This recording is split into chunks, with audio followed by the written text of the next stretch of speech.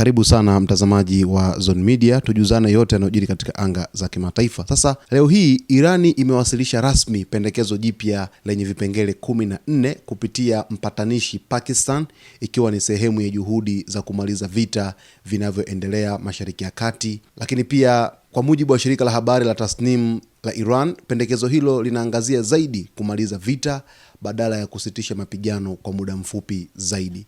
Hii ni awamu nyingine tena kwa Jamhuri ya Kiislamu ya Iran inawasilisha pendekezo lenye vipengele 14 kwa Marekani kupitia mpatanishi Pakistan kwa ajili ya kumaliza vita kabisa katika mzozo ambao umeleta athari kubwa sana katika ukanda mzima wa Mashariki ya Kati, lakini kote duniani. Sasa, kwa mujibu wa ripoti mbalimbali, Marekani ilikuwa imependekeza mpango wa vipengele 9 uliokuwa ukitaka kusitisha kwa mapigano kwa miezi miwili, kufunguliwa kwa njia ya bahari ya Hormuz, lakini pia kusitisha kabisa mpango wake wa nyuklia. Irani imekataa baadhi ya masharti hayo na kuwasilisha mapendekezo yake mapya yenye vipengele 14.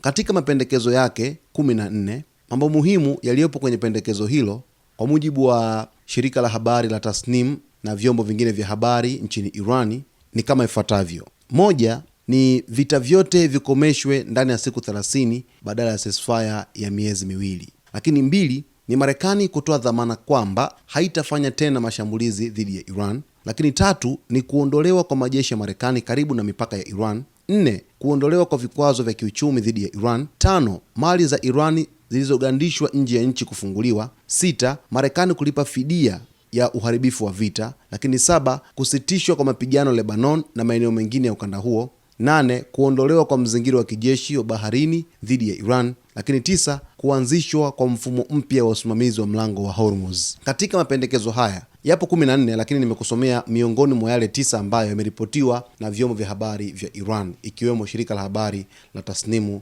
kutoka pale nchini Iran. Kuna mapendekezo ambayo yamejirudia, lakini kuna mengine ambayo yamefanyiwa marekebisho ili Marekani iweze kutii matakwa ya Jamhuri ya Kiislamu ya Iran ili vita viishe mara moja. Je, Marekani itakubali mapendekezo haya 14? Je, Marekani itakubali mapendekezo haya? Je, Marekani itakubali pendekezo hili lenye vipengele 14 ambalo kwa kiasi kikubwa vitu ambavyo vimeainishwa hapa ndio vile vile ambavyo rais wa Marekani hapo awali alivikataa kwamba ni pendekezo ambalo linaegamia upande wa Jamhuri ya Kiislamu pekee. Hasa shida inakuja kwenye masuala ya urutubishaji wa uranium, lakini pia kwenye swala la mlango wa bahari wa Hormuz, ndiyo kitu ambacho kinamsumbua rais wa Marekani Donald Trump.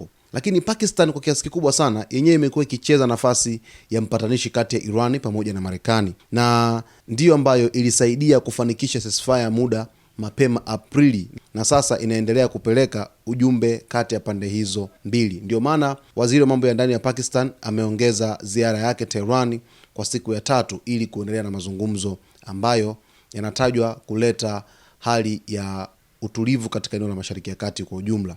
Sasa macho yote yapo katika jitihada za Pakistan kwamba zitafanikisha kuleta amani ya moja kwa moja kati ya Marekani pamoja na Iran, lakini pande zote zikubaliane ili wasaini dili la amani. Sasa hivi rais wa Marekani Donald Trump ametishia kuishambulia Iran kwa mara nyingine tena, kurudi vitani upya. Na kuna tetesi zinaonyesha kwamba Israel kuna shinikizo kubwa sana ambalo viongozi wake wanaliandaa kwa ajili ya rais wa Marekani Donald Trump kumshinikiza kwamba asiwe na chaguo lingine zaidi ya kuendelea na vita dhidi ya Jamhuri ya Kiislamu ya Iran. Tuko hapa mtazamaji kukujuza yote ambayo yanajiri na yatakayojiri katika anga za kimataifa. Usiache kusubscribe channel yetu, kulike, kucomment pamoja na kushare.